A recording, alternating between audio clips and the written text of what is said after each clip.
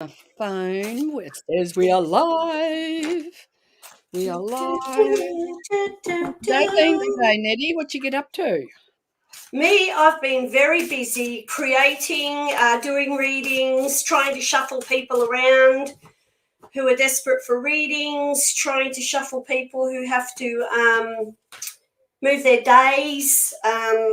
Busy creating magic boxes, lots of things. Playing a bit of catch up because my power went out the night before, so I couldn't do a couple readings. So I'm trying to catch up on that because I do my readings through StreamYard or Zoom. I don't do them through Messenger. I can't, as you know, I can't do that. I like to be doing what I need to do. So what about you? So what did I do? I had a bit of an interesting day, catching up with myself and following a bit of news and what I got out in the garden. And we've got the lovely Shy with us. We've got people coming in. And I've just been round the road, excuse me, for tea with my family. I took a big lasagna round.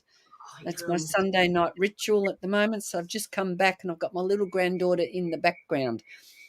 So we've got people coming on. How beautiful. Hello, Amanda. Hello, Shy.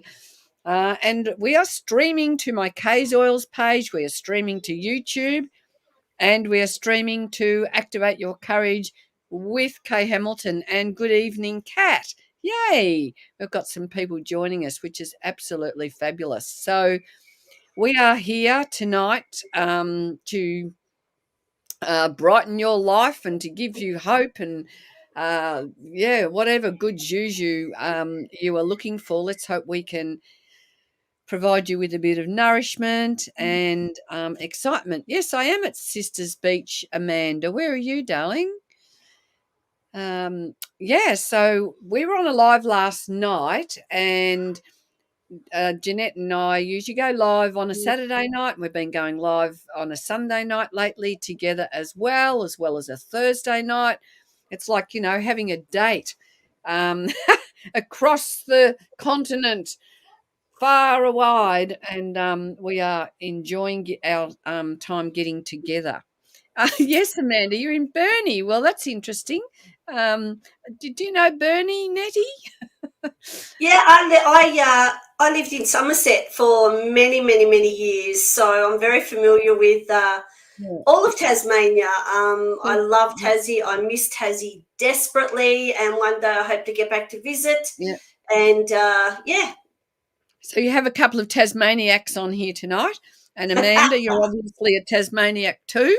And yes, I have 4 daughters, Amanda. I have Jindy, Yanae, Sharan, and Carly. So yay, Rachel Miller. Woohoo. So we've got a few people in the house. Oh, yay, Shy. Look, I had some beautiful messages today, Net. I'll read some of them to you. Or over the last few days, I've been getting some beautiful messages from people who are saying, that they're really getting some good turnarounds with their time with us. So that makes my heart go boom, boom, boom, boom. And I know that does you too. Yeah, absolutely. I mean, that's the whole point of us coming on here. It's to, even for an hour, just take you out of the real world, if you like, just to give you a break. We muck up, we muck around, we have fun, we have interesting conversations. And I like the way Kay said that we're going to fill your world with fun tonight because our topic is death. So yeah. Death is So now Amanda said she enjoyed my space in my beautiful teepees. Well, Amanda, that's fabulous. And thanks for the blessings. So, gosh, you must have been around at my place quite a few years ago. We used to, you probably weren't in that, but we used to do sweat lodges in our teepee, light a fire and do sweat lodges in our teepees, which was quite good. So, well, I want to come down to Tasmania and do some women's circles with you all. Really powerful women's circles with the archangels. Right now, are we? What's that? Sorry? I'm just going to set a date now. I'll get my calendar out. So, Why not? The women's circles that I've done when I've invoked the archangels to come in have been so powerful and life-changing. And everybody who knows me knows that I work with angels, archangels, ascended masters, so on, so on. I just love that. And Tasmanians are very special people. And I say that because I am Tasmanian born and bred. But I've lived a lot of other places, being an ex-army wife, and there is nowhere like Tassie. And, you'll often hear some people say, oh, Tasmanians, they're not even attached to Australia and they're all bogans. Well, for those bogans that we are, I've never met such friendly, down-to-earth, help each other out, kind people in all of my years of going overseas, traveling and living all around Australia. Like if you broke down in your car, you've got 10 people that'll jump out of their car. I don't know what it's like now, but when I was there, they'd all push you off the road, and then someone would ring their brother who was a mechanic, and, your car would be fixed and you'd be on your way, and no one would, no, mate, no, just catch me next time. Whereas here where I live, if you broke down, this is genuine, people would actually probably get out of the car and abuse you because you were in their way. They would be honking the horns, and nobody would get out to help you. You have to ring RACQ and then wait a minimum of, an hour and 45 minutes because they're so busy. And not one person will get out and help you. Nobody. But you'll get abused over and over. Get out of the effing way. And I miss Tasmanians. You know what? Happy to be called a bogan because you know what? They help people all the time. And like I said, I don't know what it's like there now. I haven't been home for quite a few years. But even the people I deal with my readings and my energy work and stuff, they're still the same kind, genuine, down to earth. What you see is what you get, just like me. And UK, what you see with you is what you get. There's no falseness. And I miss that so much because here where I live, it's very fake. It's boobs, Botox and beaches. Not being rude, it is. It's just the way it is. And obviously I don't fit any. Oh, I've got the boobs, but not the Botox. Oh, I love it. So thanks for all the comments, and I'm having a bit of fun here because I've just said to everyone, say hello when you join us and tell us where you're living right now. And I've done one comment, and it's coming up streaming to my Facebook Activate Your Courage page, my YouTube channel, and my Kay's Oils page. So new technology. So thank you for joining us, everyone. We want interaction. We don't want to just be sitting here. If you really want to engage or get some benefit from what's happening with this time tonight, please be a part of the conversation. Oh, Narrandera, New South Wales, the town of trees. The town of trees. Beautiful. Nice. And yay, Amanda, happy to be here. I can't remember you, so I'm going to have to look out for you. How beautiful. And just before Jess was asking where you are, where are you at the moment, Nettie? I'm in Queensland. I don't go more specific than that for reasons, but I'm Queensland, above New South Wales and below Townsville. And does that help? Up north. Yeah. So, but there's a reason why I don't say too much, and that's because that's fine. Yeah, and Kat lived on Thursday Island, and Kat, the conversations we've had, Thursday Island people are very similar to Tasmanians, absolutely. And I think that comes from the smaller islands, because you become self reliant on, like your peoples. Like I remember growing up, beg your pardon, not even growing up, when I had my own place and that, like we all knew our neighbours, and if I went out and it started pouring with rain, I'd get home and my washing would be in a washing basket on the front doorstep, dry with my mail on top, Yes. No. But that doesn't happen here. People just say, yeah, you might see ya. Well, I I had miss some that. neighbours who said, "Where'd you get all that big mulch in your front yard the other day?" And I said, and it's a very big pile.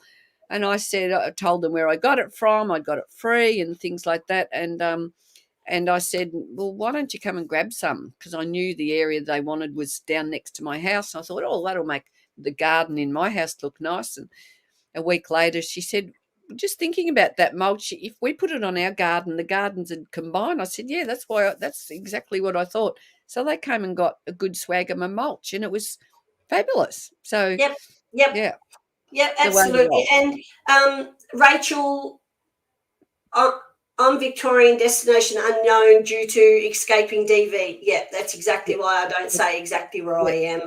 that's And it's one. not because I want to hide anything from you guys, but this is Yeah, being streamed out to a lot of people. yes, that's right. Um, Exactly. Amanda, I believe there are small groups no matter where you go. I used to believe that, but I've lived where I live now for 6 years, nearly 7, and I'm a very outgoing, and in the career I had, and people here just do not engage. They do not engage unless you fit a specific group. Mold. They do not engage. So if you're different, like if you, yeah, it's just hard to explain, but it just doesn't happen here. And even people I talk to will say the same thing. Oh God, it's so hard to meet people here. It's so hard to make friends here. Whereas Townsville was easy. I had no problem there. But here, where I am, it's very superficial. Mm, Very. mm. Well, there you go. So, okay, now tonight we are going to, and thanks for the conversation that's coming through. Wonderful. So, tonight we're going to talk about death. And to me, when I think about death, I feel like I think about transition. I've been reflecting a bit on it today and thinking about the fact that for each and every one of us, and for anyone who is going through the experience of losing a loved one, that can affect us all in so many ways. But to me, it's also what life is about, because we've had the death of well, I never called life normal anyway. I've always wondered what's normal, but the death of life as we know since the worldwide scenario has been happening. And I think life, every day is a death. The sun goes down, the moon comes out, and every morning is a new birth. So for me, I look at death in a way I think a lot of people may not, but everybody's going to be different. Now, Nettie, you wanted me to interview you. That was your request last night, and so that you could share your experience. So I'm going to pass it over to you. I know you've had a lot of experience being a nurse, and I'm gathering there might also be something personal in there about your own life, so which I don't know about you. So I'm going to pass the floor on, or the camera over to you. And please, if any of you listening have got experience or grief, please feel free to share, because tonight we will also be pulling some cards, and I'll be pulling some oils out to talk about what oils you could use through the process. So here we go. Hey, Joe, lovely to see you. And Joe, actually, tonight will be meaningful for you. Hopefully, you'll get a bit of peace of mind from this conversation. Perfect. Well, first and foremost, Western society doesn't do death well. We don't. We fear death. And just about everyone I speak to about death, because this is not a topic that comes up very often, obviously, and most people I talk to are absolutely petrified of death. And I don't think it's the fact that they're afraid of death. They're afraid of the unknown. They're afraid of, what happens, what will happen. Will I know that I've passed over? Will I, how will my family cope, etc., etc.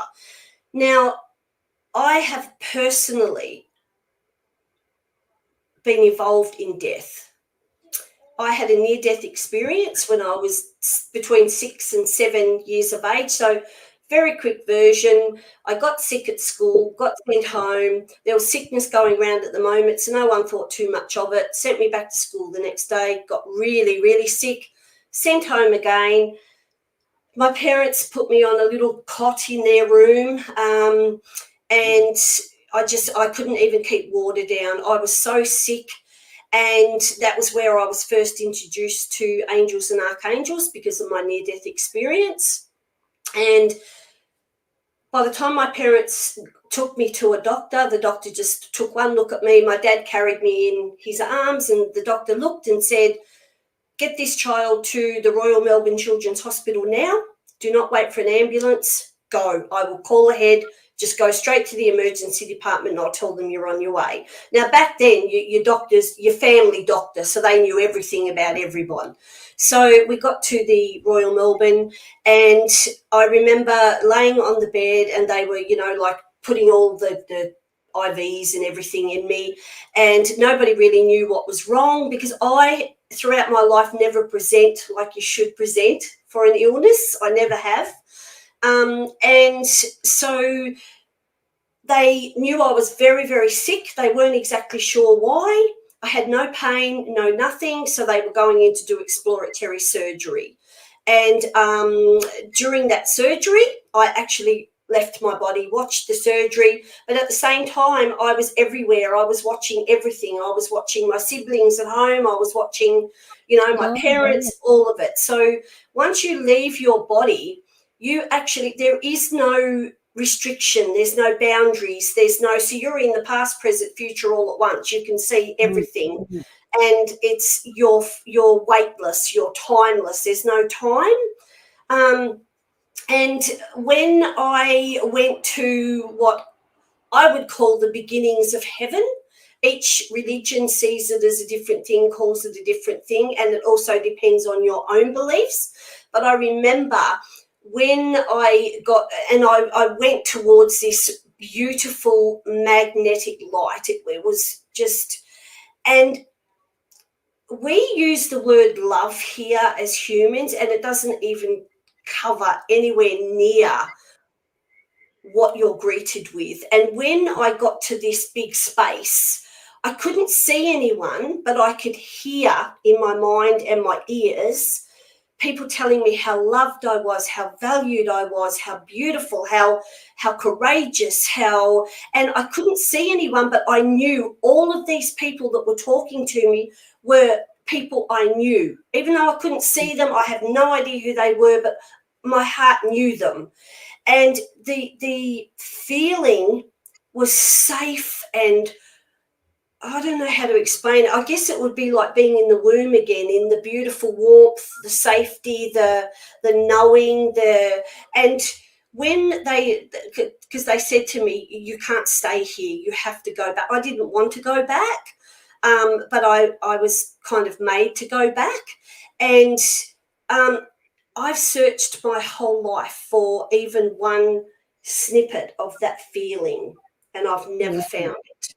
So, and something I really do want to clear up with death, and this is very important, and I do hope everybody hears this, and I believe I have the right to say this because I have transversed to, and it's not even, so heaven isn't actually a place. Can I just clarify that? Heaven is not a place. It's another dimension. Heaven is a dimension. So we're in all different dimensions all the time. Heaven is just another dimension. And what you see in heaven is what you have created. So, for example, in my version of heaven, I had never felt love as a child, never. And so my version of heaven was all of that love and that beauty and that warmth and that everything. And one thing I want to say is I see and hear a lot of people say that when people pass over, their souls can get trapped and they're stuck here on earth. And can I just squash that bullshit right now? Because they're the kinds of things that you're shown when you pass. everyone, whether you are what somebody would class as an evil person or a good person, or if you suicided, or if you were a stillbirth, or if you were abortion, if you were a miscarriage, if you were a child that was unwell, if you were a 98-year-old person, everybody passes. All these people that say, you know, that they release your loved one and you pay them a lot of money and they help to move their soul on, that's all bullshit. Because our Creator, which God or whoever you call, Creator, divine being, every religion calls it a different thing, it's not actually a person. God is not a person. It's an energy. And we are, what are we? We are full energy. That's all we are. Even in this human body, we are pure energy. That's why we can attract things. That's why we can pick up on the wavelengths of people.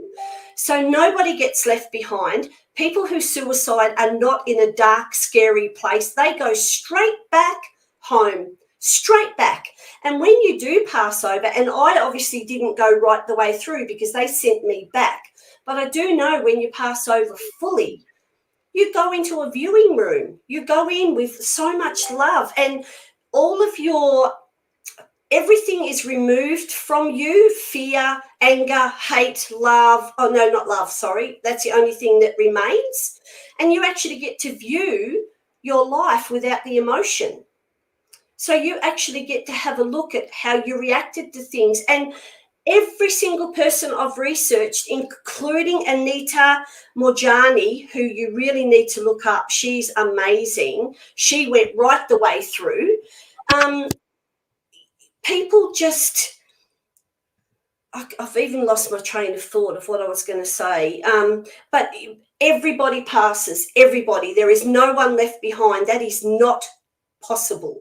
So if you've ever heard from someone that your loved one suicided, you know, that they left, that is not true. They go straight to source, straight to source. And so many people fear death, and there really is no need, because it's actually better than here, because here we all work from fear. We work from hiding who we truly are. We end up being people pleasers. We say yes when we want to say no, whereas all of that leaves us when we pass. And when we look back on our lives, we find out, and I'm saying this because this is something that Anita Morjani said. She knows that she got riddled with cancer because she was a people pleaser. She never did what she wanted to do. She did everything to please everybody else. So she got lost. So please look her up. Look her up, and she will be able to help you so much with fear. And Shai, I do like what you've said, that, well, not that you're literally petrified of death, but the best thing to do is to try and work out how to make peace with it, because literally none of us can escape it. So to sit and live in fear every day of something that none of us can change is futile. It's futile. So when you go to heaven, or whatever you want to call it, I'm going to use the word heaven because that's easy for everyone to understand, but you are loved and accepted unconditionally. You know how here often, you know, like you're loved, but there's always conditions, you know, like your partner loves you if you stay thin. I'm just using these as examples.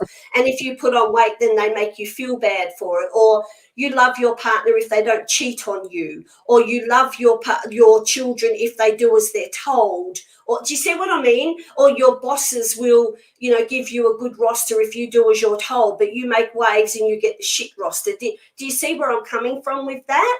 Whereas when we pass over, you are just loved unconditionally, absolutely unconditionally. It's the most beautiful place you could ever. And I kind of think of it like Avatar. I don't know if you've seen the movie, but where when they run across the flowers and the flowers all light up, and everybody there just loves each other, and they support each other, and they hold hands and they rock. that's kind of like heaven. That's kind of like what it is. It's big and it's bright and it's beautiful, and there's no time and there's no hatred, there's no fear. You just return to your energetic being, so you're connected everywhere. So in reality, we've actually got something to look forward to. Absolutely, absolutely. But we should be enjoying life here as well, Yes, because yes. we're here for experiences. But Yeah. that's something, I used to be, even after my near-death experience, because I was only a child, I still lived in fear, because that came from my traumatic childhood. I had to please everybody so they would like me, and people would think I was a good person, and I would go above and beyond ridiculously for bosses at work. I'd stay 4 hours behind and not get paid, so other people could catch up, and things other people wouldn't do, but I did, because because I thought people would be like, oh, Jeanette's so wonderful, she's so good. And that didn't happen. People just used me. Like, they just treated me like a doormat. But I allowed that because I wanted to be that people pleaser. But as I've got older and realised the importance of my near-death experience, because I had a second one in 2004. Yeah, 2004. That really woke me up, and I realised I don't have to tell you I like something if I don't like it. If I don't want to do something for you, I say no, and I don't give you a reason. Like, I have people contact me to do a reading, and they're quite rude and aggressive, like, oh, I saw you were advertising readings and I tried to book in, and, and I just say, no, I don't want, and in my mind, I'm like, you know what? I don't want your energy in my energy. I run my own business. I get to choose. And I no longer make decisions out of fear. And that's really helped me grow. Now, I don't give a shit if I offend people. I'm not rude to people, but I don't give a shit if I offend them. I don't say yes when I want to say no. I say no. I no longer pretend to be nice to people just to keep the peace. I just don't talk to you. Well, if you're going to be rude, don't expect a conversation with me. Does that make me sound like a bitch? Maybe to you, yes, but to me, I'm standing in my truth, in my power, and that's what we're here to do. We're here to let go of the fear. We're here to let go of the bullshit. We're here to let go of the pretense, the falseness. And I often wonder, like, with all the masks that they're mandating and stuff, I wonder if we've created that in the sense, because thoughts become things. Now, we all wear masks. When we go to work, we're different people. When we talk to somebody, like a lawyer, will talk differently than what we would to someone that we were having a coffee with. Whereas now, what you see with me is what you get. I would talk like this to a lawyer. I would talk like this to you. I would talk like this to Kay. I am who I am. And my God, do I have peace? Yes. Total peace in my life. So I'm living my heaven here on earth. Does that make sense, Kay? Yeah, absolutely. Absolutely. You're making more sense than I've heard for a long time. We should put you on mainstream media. I'd be massacred, because people don't want to hear this. They don't want to hear this. And for anyone who has had loved ones pass over, I've seen so many brave people. There's a brave person on this page tonight that I personally know that I'm not going to shout out, but this person lost a child and is the most brave, amazing person, because they lost a child, which is, we all know we're going to lose our parents at some stage. We do. Both of mine have passed over, but we're supposed to go, not the children. Do you know what I mean? But this woman knows that everything happens for a reason, that, this person's child was not well, etc., and has been able to embrace that and move forward. Still, of course, you can't even imagine the trauma and the pain, but doesn't live in that. Does that make sense? Yes, And that's yes. what we get caught up in. I see so many people say, I feel like I can't go on without my parent. Well, I can tell you that would sadden your parent, because they are sitting in heaven in such a place of love. And I know physically you can't give them a hug. Physically, you can't do things, but if you call them in, and you sit quietly, I promise you, you will feel them. That's truth. You have to just be open to it. Ask them for signs. They will give it. People miss the signs, because I've even had people say, Janette, I asked my mum for a sign and I didn't get anything. And I say, okay, so tell me about your day. You know, what songs were on the radio? Oh, well, yeah, my mum's favourite song was on the radio. Okay, well, is that a normal song that would be on the radio? No, not really. Okay. And I went to a friend's and there was just white roses everywhere, and my mum's favourite flower was white roses. And you didn't make the connection? Oh, well, I didn't know that was a sign. I thought you meant a sign like I might see my mum's name written. But it's things like that. It's, you know, a green tree frog might jump right next to you. Now, that green tree frog may have been your parents' favourite animal, and people just don't make the connection. Or it But might you be ask for a memory. sign. Yeah, you ask for a sign and you will get it. The universe will always provide you, always. Yeah. Always. Now, this topic, I've just, been nudged to remember that I had 3 young kids, and I was married, and my ex-husband decided to leave the family home, and no discussion, no warning, no whatever. Although in hindsight, there were plenty of warning signs, but I didn't recognise them. Yep. But, we went and had some counselling to see if we could do some repair work. And we went to a few different people, but one of the things that was said to me was separation is worse than a death because there's no closure.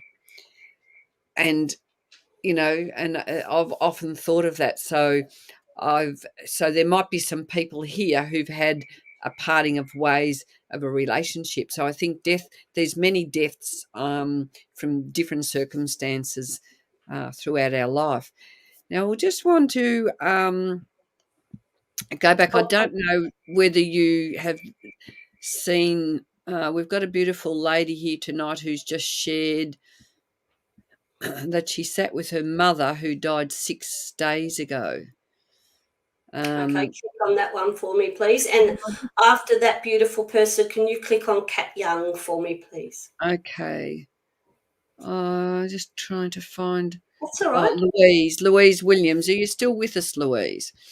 And then another comment that Louise gave us was that she sat with her mum, and because we will see if we can help you tonight, Louise. I sat with her as she transitioned. It haunts me, her final breath.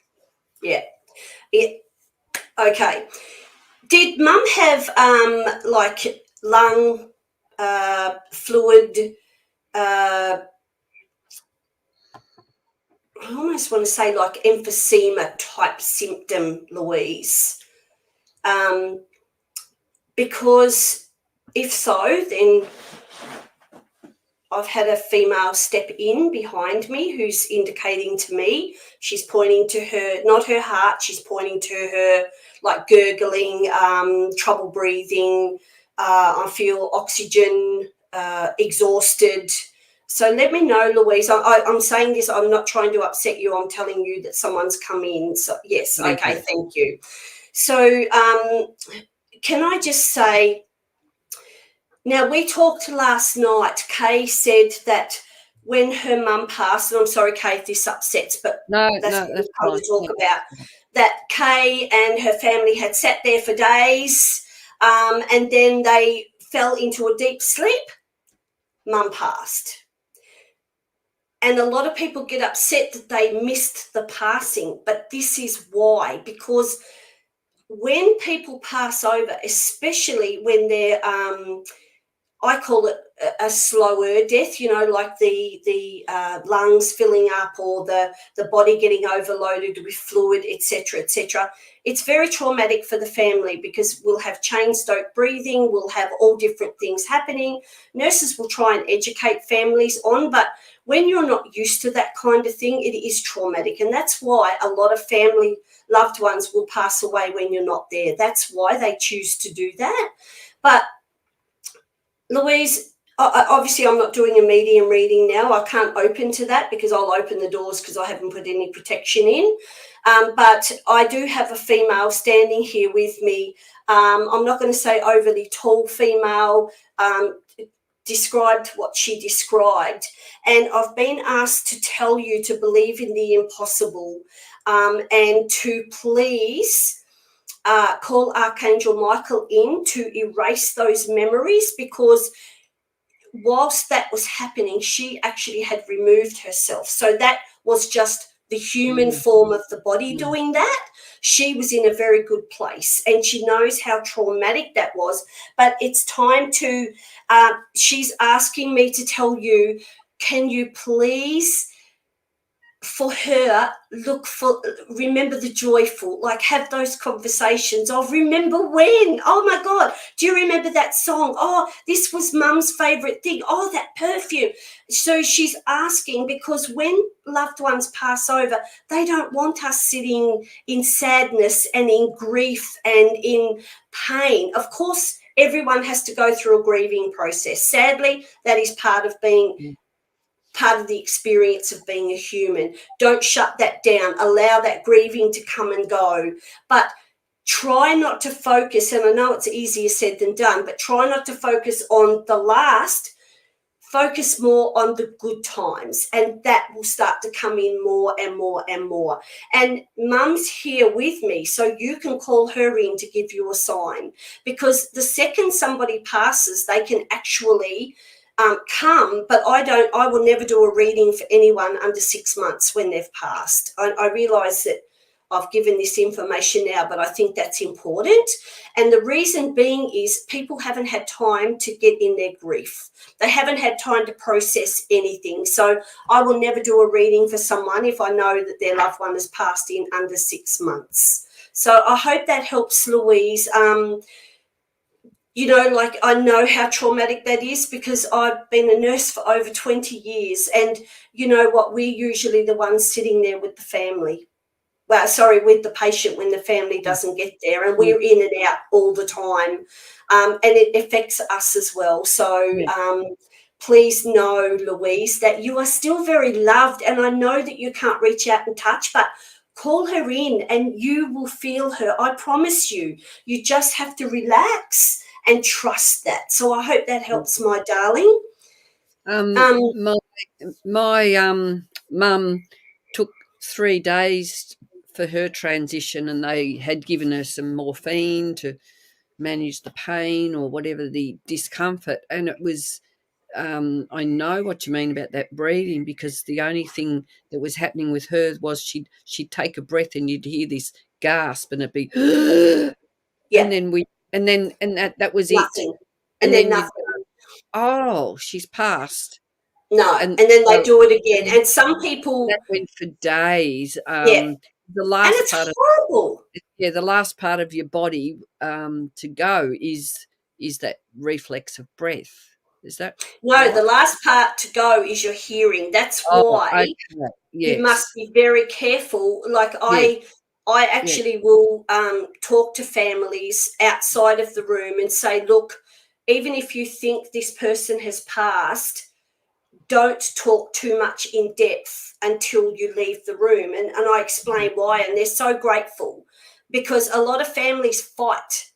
Death brings out the worst in everybody. It does. Families fight over the most ridiculous bullshit. And if you've got somebody who hasn't been around a parent, like I've had people, you know, that one daughter's been the carer but done everything for the parent, and then all of a sudden this other person will turn up, hasn't seen mum for 3 years, and then comes in trying to tell the whole family what to do and what needs to be done, and it causes rifts, it causes problems. And we get caught in the middle of that, which is really, really hard. But chain stoking, and it can be really bad for some, especially if, thankfully, we have drugs now that we can dry those secretions up and it's not so bad. But for some people, you were very lucky in the sense, Kay, it was 3 days. Some people, this chain stoking could go on for months.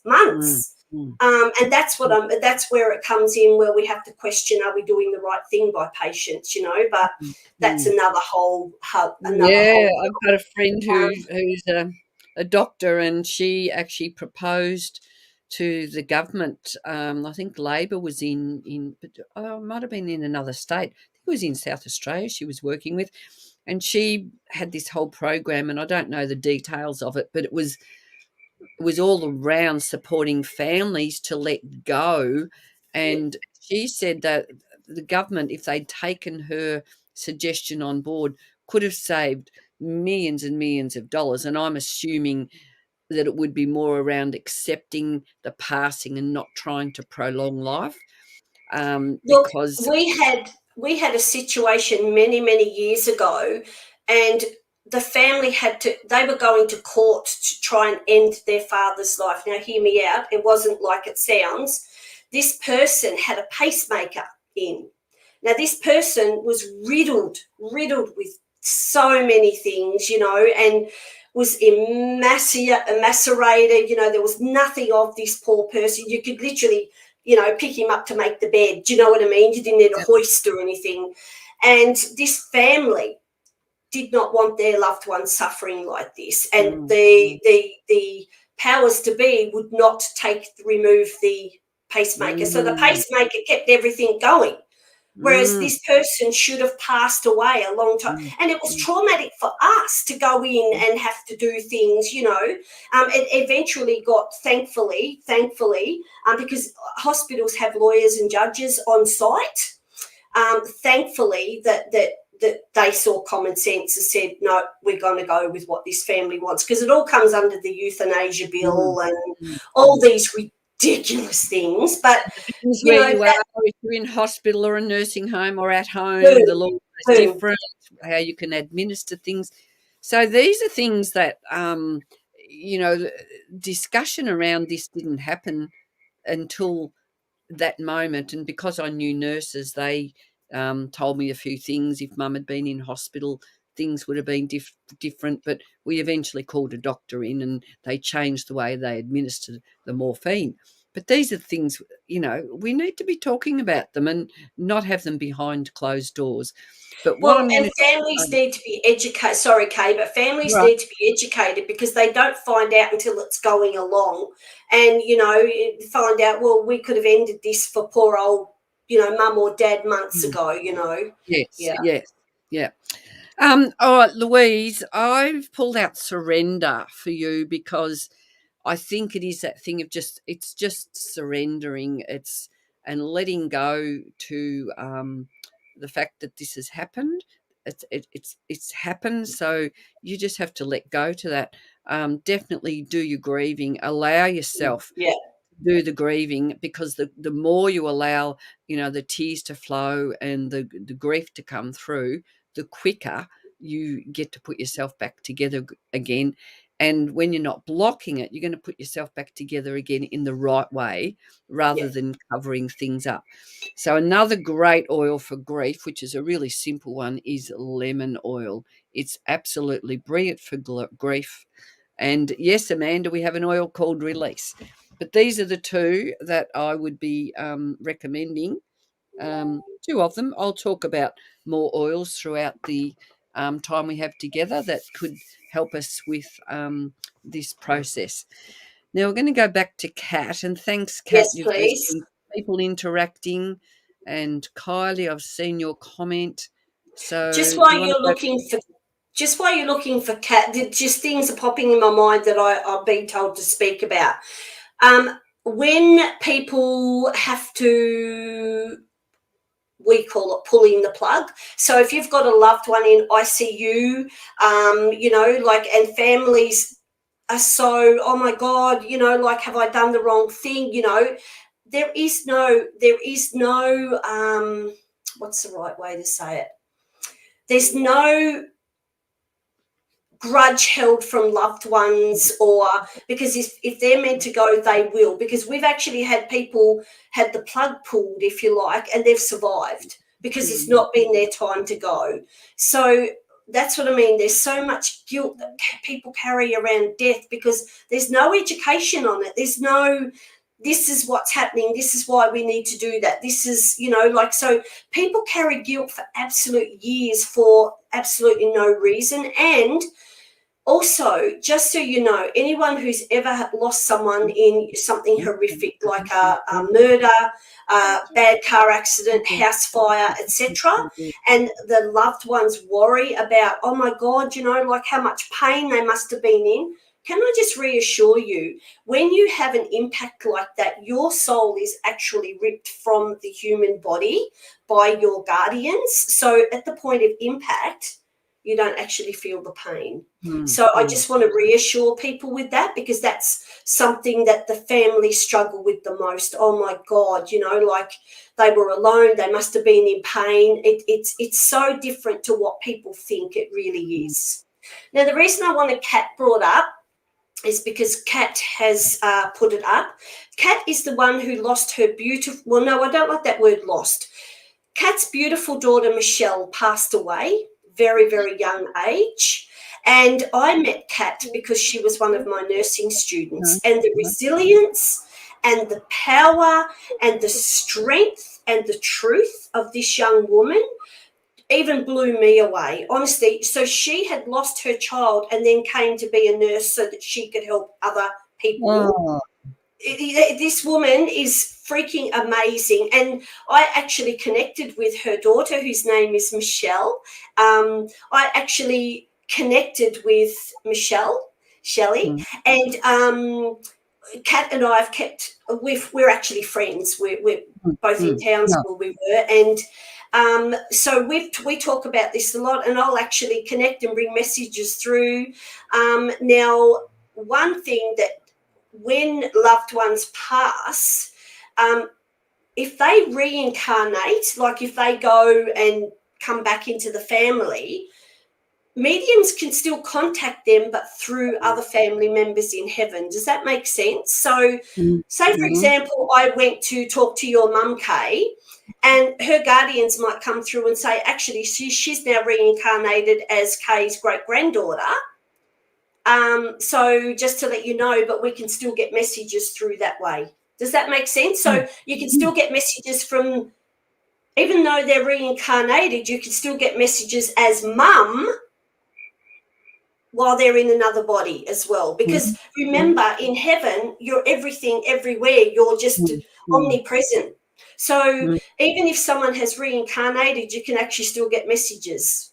I know that, yeah, it's amazing. So I don't tell a lot of people that, because they get so hung up on if someone's coming back through or, not come back through. But when somebody has reincarnated, because you will see that person in. So if a great-grandfather that you dearly, dearly loved, you'll actually see them. You'll go, oh, my God, my nephew Johnny is my does everything like my great-granddad. Yeah, you're right. Think about that. So they do reincarnate. Some choose not to come back. I've never seen anyone that's chosen not to come back. I don't know what the hell we're thinking, because I told God I'm not coming back again. I've been through too much shit this life. But we do. We absolutely do. Oh, can you bring up Christina Maidman? And yeah, I wanted to acknowledge Kat, because she's the most incredible, and one day I hope to have her on my show to tell her story, and how she's now a nurse helping other people. Like most people who lose a child, it crushes them forever, but she took strength in that and said, look, I knew that this is what was happening, So, Kat, I love you. I do. I love you so much, and I think you're amazing, and I need you to know that. I tell you all the time, but I need you to know that. There we go. Christina's just basically come in and supported what I've said. She was faced with having a head-on collision. She was driving. She remembered a cushioning around her heart and knew whatever. See what I mean? So at the point of impact, you're actually removed. So others, the loved ones left behind, to be like, oh, my God, they must have been so frightened and in so much pain. They actually aren't. We are, because we're the ones left behind. We're the ones that carry all the shit that we don't need to. And I don't mean that disrespectfully, but we don't need to carry guilt. We don't need to carry trauma. We don't need to carry, we can't make wrong decisions. We can't, because it is what it is. I never went to either of my parents' funerals. I chose not to do that because I don't need to go to a gravesite to acknowledge my parents. Other people would have to go. That would be something that was their closure. Does that make sense? So we just each have to work with our own. But trust me when I say death is not as scary as we think it is. It's only because we actually don't focus on the death. We focus on leaving our loved ones behind or the unknown. Does that make sense? Yep. Yeah, I would love to have you on. Absolutely. Sorry, Kay, go. No, you're right. No, something happened, and I've got my little granddaughter here distracting me on the side. So there was something there that I was going to talk about, but maybe that'll come back to me. Anyway, that's okay. So is there anyone else who's got some questions? Or so what do you do when your loved ones we'll put this up. So what do our loved ones do when they are back home? How do they spend their time? I had a message that Shelley was painting and learning and kind of felt like that's what she was doing. So just so you know, when you go to heaven, you still grow. So like my two children that are in heaven, they're now young adults and they come and visit me all the time. I actually see them in full form. And so when people pass over, so if your parents have passed over or sibling or cousin or child, just because you're in heaven, it doesn't mean you actually still go. It's like a big university. That's the best way I can explain it. But it's free and there's no boundaries, no limitations. And there's no indoctrination. No, exactly. And there's no, but there's teachers, if you like. So you've got your ascended masters, you've got great people that have passed over that will then go on to teach. So you actually do artwork, you learn, you go to university, and you may do a university course on self-love because while you were on earth, you could not do any kind of love, so you ended up being an IV drug user and passing away from an overdose in an alley. Let's just use that scenario. So then you might do a university course in heaven that helps you to do self-love before you choose to come back. Before you choose. So then that won't be a lesson that you have to have, an experience that you have to have when you come back to earth. That's one you can bypass. Does that make sense? Yeah. Now, I know what I was thinking. I once read where we get put in like pods, healing pods, and we might be there for different lengths of time so that anything that we're fractured around gets put back together. Now, when you think of a baby, when our babies are born, to me, it's like they're perfect, they're complete when they come out with an all ever knowing. And I feel like we lose some of that as time goes on, and the more and more we're programmed and cohesed into being compliant, or and fair enough, we're here, our parents are here to teach us to be good people and be loving and all those kind of things. But I think there's a lot of things that we are what would you say, programmed with or directed to do that aren't really the way life should be. And I'm hoping that life's going to move, our way forward is to being more freer. Look, where I believe we're headed. The best way I can answer that, and this is without getting too woo-woo, our world basically was taken over by not great people, by some. And so the life we are living, we are actually not meant to be living. We are not meant to be living with boundaries, with, like being silenced. schools were actually designed by the people taking over that aren't good, to enforce us to be slaves. So you think about that. At school, you are put in baskets. So you can be in the bright basket. You can be told that you can go to university and you're in the dumbass basket. So you're told the whole time that you're at school that you can't do because you're too dumb, or you're not smart enough, or you don't dance enough, or you're not tall enough, you're not pretty enough. I know you all can hear what I'm saying. And the reason we're having this great awakening now is we need to take back our world. And our world is not meant to be full of fear, hate, struggle. That is not what it's meant to be. So we've actually all been living an untruth, if that's the case. And that's why it's so important to call your angels in and to start turning the media off and start feeling your truth. And that's why I flogged that on my Angelic Mystic Realm page. And you've got to be careful what you say, because otherwise my page gets shut down, because you're not allowed to speak of truth. All the pages that do get shut down. So I'm very careful with what I do. But things are changing. Things are going to change. So very soon, no one will fear death. No one. I promise you that. And that's coming. That's coming very, very rapidly. So I won't open that up too much. But with Amanda's comment, yes, Amanda. Now, when we pass, every time I would go to work, I would know as soon as I got to my shift and checked my patients who was going to pass very soon.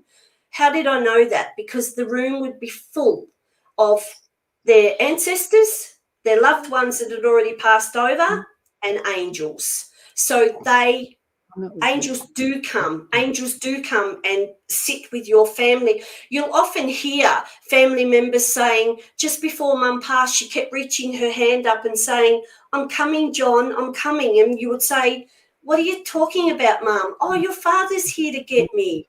He really is. He is there to get you. You never die alone. And if that can reassure anyone for their loved one who, especially with this COVID lockdowns, that loved ones have passed away alone, I promise you, on my word, they are not alone. They have never been alone. They were filled, their rooms were filled. People may not have been able to see them, but I promise you they did not pass alone, ever. Some great conversation, great things coming up. I just had a thought of a friend who had her partner at home. He knew his days were, few and far between, and she sat up. She must have been sitting with him at night, and he just sort of looked at her and said, "Look, I think I'm going to get the 4:20 train out of here." And so she went and woke her children up, and they came in, getting goosebumps now, and they came in and sat and said their goodbyes, and then he just leant into her arms. And, I think because they were able to manage it at home and had that attitude of acceptance, it just, must have been a beautiful thing. It doesn't mean that there was no grief or no trauma or no Of course. whatever, but it made the whole process just a lot more, would you say, smoother, or just a lot easier for them than it could have been in other ways. Absolutely. And look, back in the day, I believe hospitals have created this fear. I do, because we do too much intervention. We do. Yes. Calling it for what it is. But back in the day, when people used to pass over, they usually passed at home, and then people would have the coffin in the home for, I think it was 3 or 4 days. So the neighbours could come in, anyone who wanted to and it was pay your respects. Thank you for being in my life. Thank you. And the people would grieve together. The person would then be buried, and then people would go about their lives. Doesn't mean the grief wasn't there, but it was accepted. But the whole community said bye. The whole family said goodbye. Whereas now everyone's, is spread around the world. living in different places in the world. And, you know, hospitals, they're cold, they're clinical, they're not nice places to go to pass away. They're not. I'm calling it for what it is. I worked in them. And I feel as though that also plays into the fear of things, you know, like a lot of people come in and they get frightened by all the machines on their loved ones. They get frightened by all the interventions, all the cords and so that also impacts as well. Well, you think these days you're in hospitals, and I know even just sitting by Mum, when she came out of an operation and all the, or I've been in there with, supporting people and all the machines that are going beep, beep, beep, and then they stop and you think, oh my God, what's that? And all they'll start up and you'll go, oh, what's that? And it's really just a system to let the staff know, but it's a double-edged sort of whammy, really, because it's also, unless you know what's going on, and it can be quite off-putting and unsettling, I would say. Yeah.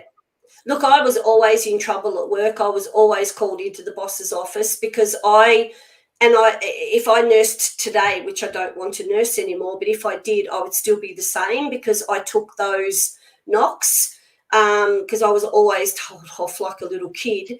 But I would sit with families and I would explain to them what that was, what noise that was, when that alarmed, what they could do, why we were doing that. So I educated constantly. So in the end, they would actually buzz and say, hey, Janette, just want to let you know, Mum's, fluids nearly ran out. It's probably got about another 20 minutes and I know how busy you are. So, just to let you know, it's probably going to beep in 20 minutes. So I'd have all that ready. Boom, boom, boom. So I'd set it up ready before the beep went off so that you could make that transition smoother for the family. And we lost that art in nursing because they changed our profession to a business. So it was, you don't, well, I'm sorry, but that's why I got into nursing, so that I could help people and therapeutic touch and education and things like that. But Amanda, I have no doubt, none, that was an angel that came to visit. None. Yes, that was 100% an angel. So you can rest assured that was. And of course, people will always try and talk you out of that. But no, 100%, absolutely. I remember the night of my grandfather's passing. I woke up, I was 13, and I woke up and thought of him at that time. And I don't think I would have been quite aware of how close his time was, but I believe he came to me because the next day we were told the news, and I woke about that same time that he passed, and I always just felt that he came by to say goodbye to me. So absolutely. And people will dream, that like I didn't get on with my parents at all. But when my father died, I never found out till 2 weeks after he was buried. That's how awful my family were. So that was big for me. But thankfully, I had my faith and everything. Now, about 2 days later, I went to sleep. Now, my dreams are very prophetic. And I dream in full color. I can tell you everything about, so I know when it's a dream and when it's an actual prophetic dream. But my father actually came to me, sat with me and explained why he had been such a distant father. It was okay that he passed. He didn't need me there. And I was able just to move on with my life. Because I didn't want to go, and I wouldn't give my family the satisfaction of resenting them for not telling me, because you know what? What could I have done? The man died anyway. Does that make sense? I don't mean that cold and calculating. No, so I was able to be at peace with that. And that's what I'm saying. People miss that, because I'll have people say, well, I dreamt of my mum, after and I smelt her perfume and everything, and I miss her so much. And I say, that was her coming to visit you. Oh, no, it was a dream. That's when they come, because that's when our parasympathetic and sympathetic and all of our energy, everything is at rest, at peace. When we're in that deep sleep, they can then penetrate that, because you don't, a lot of people say they want their loved ones, they want to see angels, but when they do, they freak the hell out. They freak out. So they then stop visiting because they don't want to scare people. That's why they usually will come in a dream, and it really is them visiting. I want to go back to Zeta, because Zeta had a big comment somewhere. And Amanda, I love your conversation. We're going to have to get together because I want to know who you are. I want to connect with you again. You've got lots of good things here. So just have a read of that, Nettie, and see what you might Oh, bring yes, thank you. No, I wanted to go back to this. So, Zeta, just to clarify, let me read it out to everyone. The thing about death that gives me fear is that we are infinite. That's correct, we are, and it scares me. It always has since I was a very young child, when it first clicked in my mind that the universe continues forever. That's correct. A sensation runs through my body like my skin goes hot, and it freaks me out. I'm 42 and I haven't ever overcome it. Now, let me tell you something, Zeta.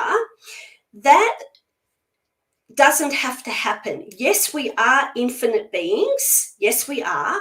Now, when we pass over, do you remember earlier, if you were on, when we pass, we actually go to a viewing room. We do.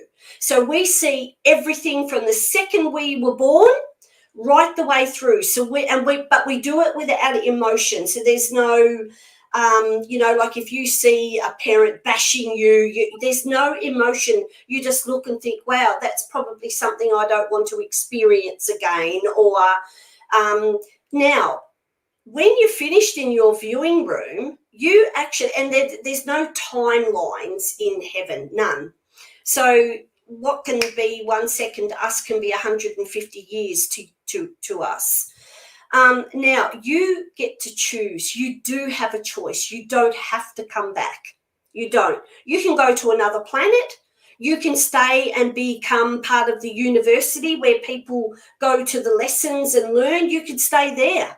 You get to choose. You can just stay in limbo for as long as you want. Now, I have spoken to spirit that have come back, that have said that they stayed in limbo, but it got boring, because everything in heaven is love. And as lovely as that sounds, it's as boring as batshit after a while. And I guess it would be like lockdown, where we're bored off our heads because we're not allowed to do anything. Does that make sense? So, Zeta, just so you know, you get to choose. So if you don't want to come back, don't.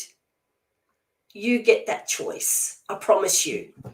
I hope that helps, Zeta. Now, someone put up something about a smell. Sorry, Kay?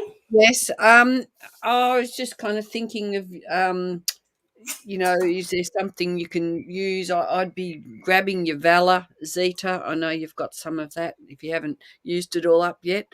Valor is a great one for calming the parasympathetic nervous system and the autonomic nervous system. So that would be a great one for those times. And I just wondered whether, I can't find mine, it's in my bedroom, but there's one called Angelica, and that helps us to get to the core of what's going on. So that could be an oil that might help you too. Hey, you've popped up. Awesome. I just realised that you might not be able to see me because of the writing. Yeah. Sorry. So we've got some great people now. Kylie Gregory's talking about smells. I smell Mum's favourite perfume every day, but the last couple of days I've not smelt it, but I know it's because I've been mentally and physically struggling. I feel that she's just giving me some space at the moment, but I'm not sure if it's me or just something that happens. I think you're spot on, Kylie. That's my impression. What would you say, Nettie? Oh, absolutely. And when we become overwhelmed and, mentally, physically, spiritually struggling, it's not that they go away, and it's not even that she's giving you space. It's just that we're so focused on the shit that's going on in our life, we kind of step back from that. And also they do start to retract a little bit if you're relying on them too much to be there. Does that make sense? So they often will step back a little bit because they'll realise that it's becoming, you're not being able to process, oh, well, I haven't smelt mum around me today. I can't deal with that. I can't cope with that, because remember, they only work from love. So they don't want to do anything that's going to upset you or, cause you problems. So, but that's what I say to people. You have to be in a nice, relaxed, you can't be in a stressed out, because you won't pick up on the energy. You won't feel them. You won't sense them. And they don't want us staying in grief forever. That they really don't. It's not healthy for us, and it's not healthy for them, because they don't want to be hanging around when they know everything's wonderful and we're still struggling, when they've tried to show us signs that there's no need to struggle. I know that sounds a bit cold. I don't mean it like that, but that's I don't sugarcoat. That's the way it is. Because if you're I'm not saying you, Kylie, I'm saying in general, if you're sitting there 3 years later still crying every single day because you miss your mum, well, there's a problem, because you've obviously not grieved, you've not moved on, you've not walked forward, and they're not going to keep it sitting there reassuring you that they're okay, because they're obviously not getting through, so they'll pull right back. I'm not saying that's what's happened to you, Kylie. I'm just saying when you're mentally and physically struggling, it's harder to pick up on that. So I hope that helps. Sounds good. And I'm looking for my oil acceptance. We've got lots of oils to help with these situations. And if you've got, people at home going through, the process of passing, we need to make sure we're nurturing ourselves and raising our vibrations, which is what keeps us going. When your vibration's low, it might be because you've had a late night, too much to drink, too much partying, something's disappointing. We've all at the moment really been struggled with those low vibrational thoughts and feelings because of what's going out in the big wide world at the moment. But we need to do things, feet on the ground, go for a walk, sit back and watch a movie, read a book, do a painting, get out your knitting or your crocheting, Zeta.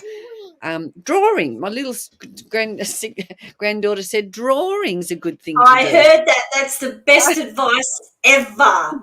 Drawing is the best, because I love that. I love that. Give your granddaughter a hug from me, because drawing helps you to disengage from your brain. So you're busy, Hey, beautiful. Thank you for that. That was wonderful. She's been a good girl tonight. She is. So it helps us to disengage from the stress. Because you're so busy colouring in, and and I'm a big thing, when you're colouring, don't stay in the lines. Don't, because that's just a form of control.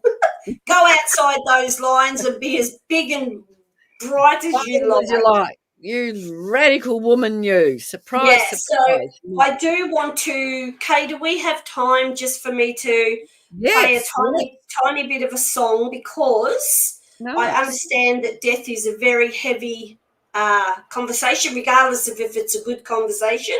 Well, I'll put up another for people to look at. Here's a drawing. Look at those colours. This is what I channeled the other day.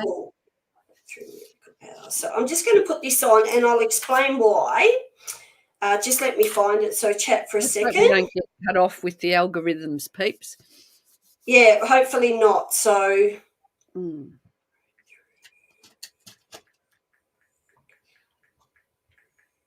While Nettie's doing that, I'm going to share a little story of friends of mine who lost a baby. I think she even had a home birth, but it was a stillborn.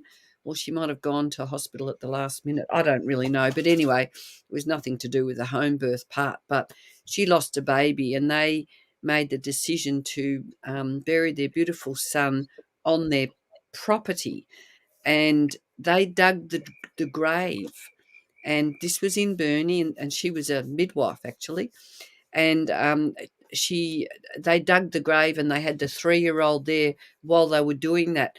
And she was saying how fabulous it was, because the digging of the grave helped her process the grief and the anger and the disappointment and all the trauma.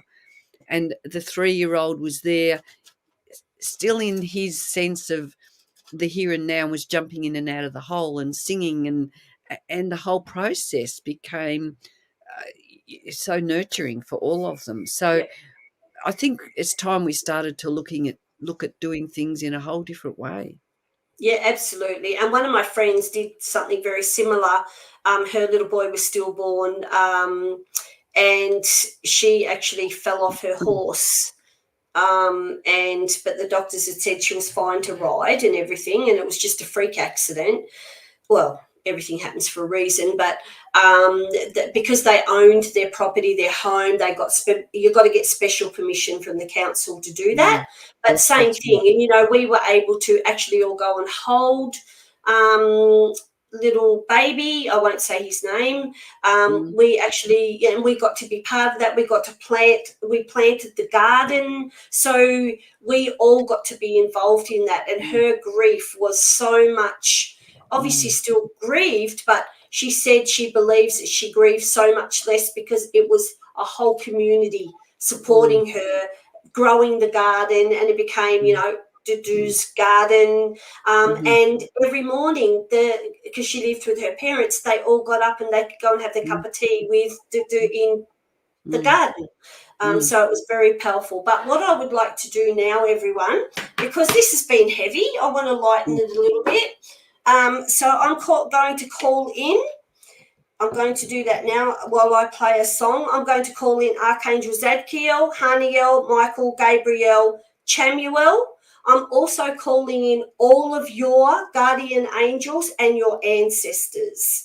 And I want you to, while I play this music, if we don't get cut off, I want you to just relax and just allow. You don't have to call anyone in you don't want to, but if you do want to call in a loved one, do that.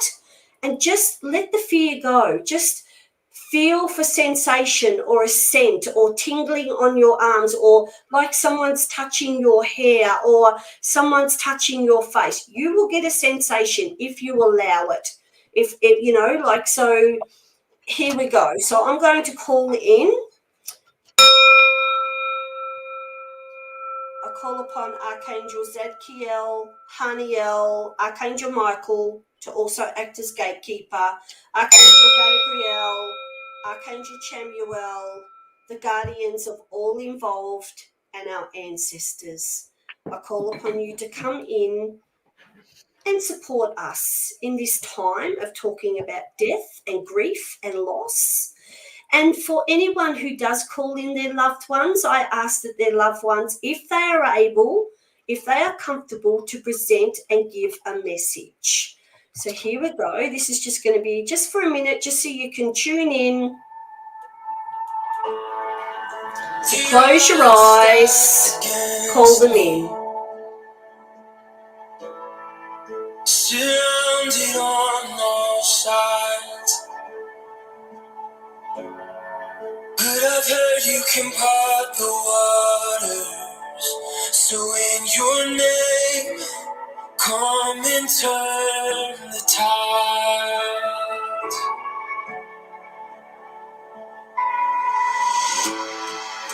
Staring at this mountain, no chance I'm getting through. But I've heard they can melt before you. So in your name, I'm asking it to move. Let that breakthrough, miracle, power pour out. I need a breakthrough, miracle, moment right now. Only in you and with you, my victory is found.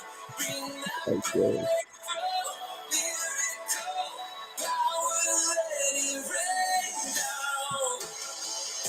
The fires around the raging. Beautiful. So hopefully you feel the love and the warmth and you feel your loved ones with you. And remember, death is nothing to be feared. It is part of the process of life. And when we can be at peace with death, we can be at peace with knowing that we are never alone, no matter where we are, here on earth or in heaven, and that we are all okay and we will be okay. So trust that and allow your loved ones to give you messages. Thank you, Archangel Zadkiel, Haniel, Michael, Gabriel, Chamuel. Thank you, ancestors, and thank you, guardians. Thank you for acting as gatekeeper, Michael, in all directions of time. And so it is.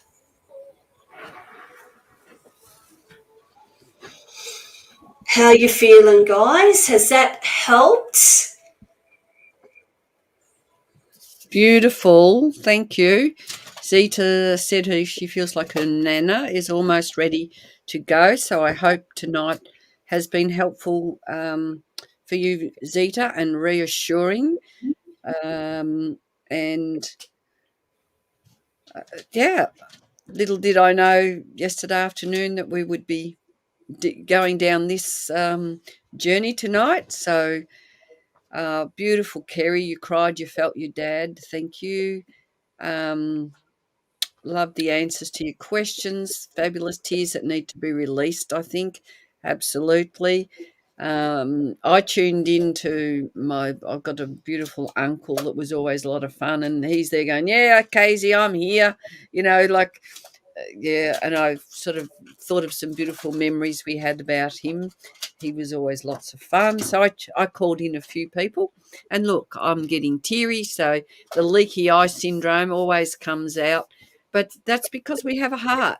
So that's what that's about. And bringing up those tears of joy and tears of release are very important so they don't get stuck. And Amanda's sharing beautiful memories. And yeah, we haven't done many cards, but I don't think we need to tonight. I think we're here for a sense of healing and a sense of togetherness and a sense of community. So keep hanging with us because I love it. Oh no, Nettie's got a card. What's going on, Nettie? I was guided, as you said. I was Yeah. told to pull Archangel Raphael card.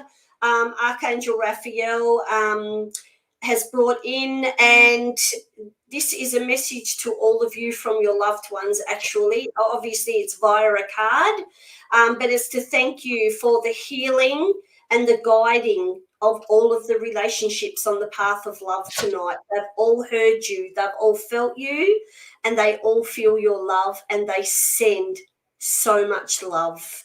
And, that is what we are here for, love, nothing else. Everything else is non-existent. We just have to realize that. So when we buy into fear, hate, anger, sadness, it doesn't need to be. It's just love. And I always say grief is love that can't be expressed. Yes. Because, the physical form's gone. So we grieve that because we don't have that figure to love, to hug and to.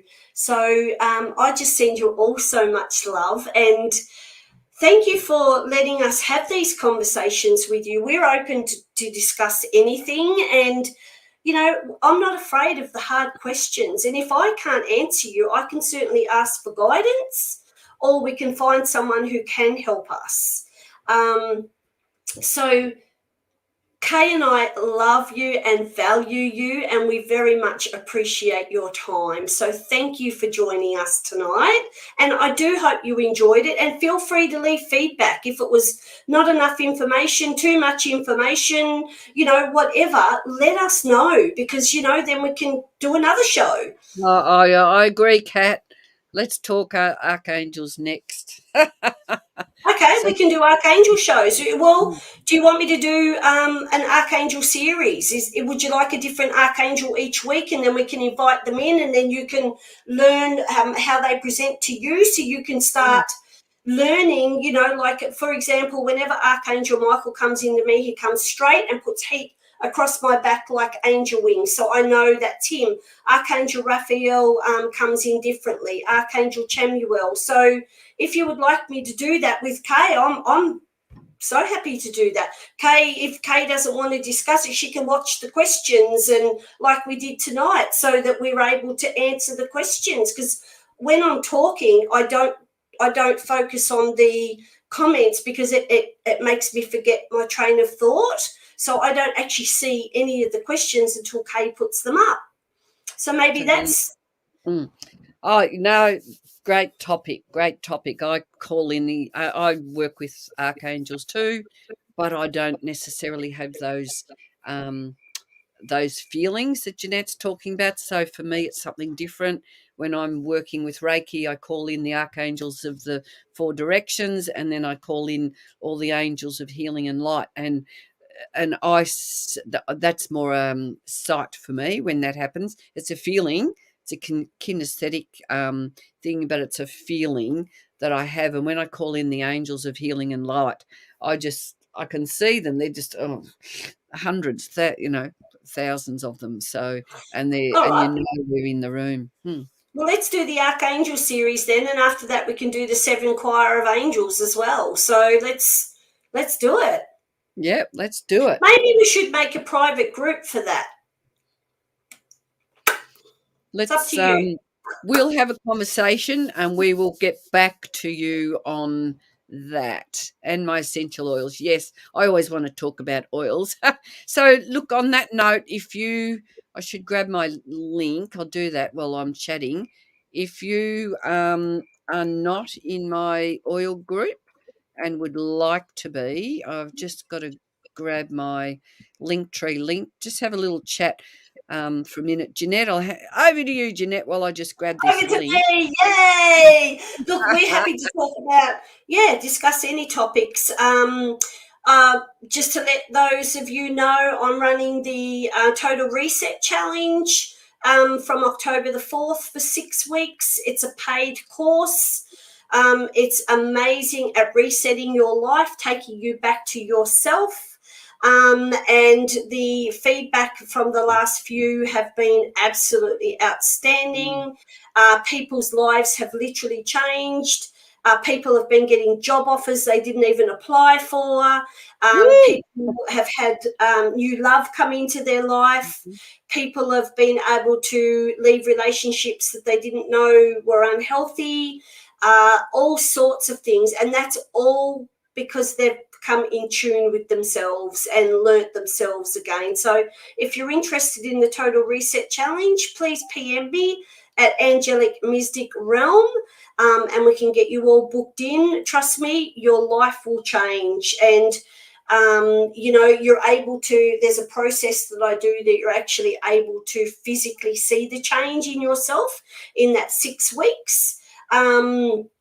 And it's just been outstanding. I keep the classes small, they're intimate, and they're absolutely brilliant. So please PM me for any details. I've got a thing that it's easier for me just to cut and paste and send to you. But people pay for my time because I spend a lot of time. I'm always live, so it's not like you're getting a recording. You can ask any questions you like. You can, and I go in and out of the group the whole week. We do giveaways. We have fun. Last time we had a giveaway of tarot cards, oracle cards, candles, a reading. What else was there? A book, meditation CDs. You're in this one. It's going to have essential oils giveaway. Oh, yes. Well, Kay's joining this one coming on October the 4th. I've even got something to say. Angels are protecting us. Yes, they are, darling. Absolutely. Who's your favourite angel? Do you have one? No. No one died in my family. But they're with us anyway, whether people die or not. They're still alive. Yeah. They're shadows. They're shadows. Well, they are to children, absolutely. Yes. Correct? So yeah, now if you want to join, if you haven't connected with me, send me a friend request, grab my Linktree link. And if you are interested in joining my Kay's Essential Oil Wisdom group, I go live on a Wednesday night and I post lots of things about young living. And if you are interested in getting oils and you want to have a conversation between now and Thursday, anyone who joins with Young Living, our upline are giving away a free pine oil, a free what was the other one? Lemongrass. And one of our other uplines is donating a thieves' hand purifier, I think it is. So there's some freebies for anyone who would like to open a 100 PV account. Or if you just want to have a conversation about oils, reach out, friend request me. Jeanette's got a reset going. I'm joining the reset. And I can tell you and assure, that's right, it's pine oil, Rachel, pine oil and something, and lemongrass, I think. Yes. Sky wants to show you what she's been drawing. Oh, We've wow. been doing this. Look at this. Look at that. That is beautiful. I wonder what the cat's thinking about. Oh, I can see carrots and apples and ice cream. Is it? No. Oh, what is it? It's strawberries, blueberries, banana, orange, watermelon, and a love heart. And the cat came back the very next day because he didn't want to stay away, did he? Oh, so there you are. she's She's been so very precious. good. She was on a promise. Yes, you can stay at Nan's, but you've just got you got to be a good girl, and she's certainly done that. She might get to sleep with you tonight. Look, She's done an amazing job. Good girl. Drawing ghosts. Oh, awesome. I love it. So, yeah. Now I'm speechless. That's rare. Well, just to answer Kat, yes, I would love a balm donation for a giveaway, my darling. Also, I was meant to start it a couple of weeks ago, but I haven't been able to because of lots of stuff going on in my home, on my son-in-law's funeral, etc. But I'm starting on a massive health journey. So just so you know, guys, every 5 kilos I lose, someone wins a free reading. So you all need to get behind me on Angelic Mystic Realm and support me. And so I'll be taking you out on walks to the ocean, etc. And so every 5 kilos I lose, because I want to lose 20 kilos, there's going to be a full reading given away. So you better get your support pants on. Your support pants. Well, there you go. So thank you, darlings. Look, from our hearts to your hearts, we've had a night full of joy and full of connection, which is really what is the healing part and the uplifting part for each and every one of us. Yay, and you've got some good get up now and dance. So yeah, I think that's great. Thank you, everyone. Better let you all go to bed. If you've got oils, remember to put them on your feet, put them on your head, put them up your nose, in your ears, on your toes. Oh no, you're not allowed to put them in your ears. Put them on your earlobes. So oh no. So thanks, everyone. Lots of love from Sky, from Net, and from Kay. Cheerio. Night, Sky. Good night, everyone. Love you all. Thank you for participating. Bye. Well, maybe we should do an Angelic Mystic Realm. Let's get the losses. Yes. Love you all. Thank Bye, you. Sky.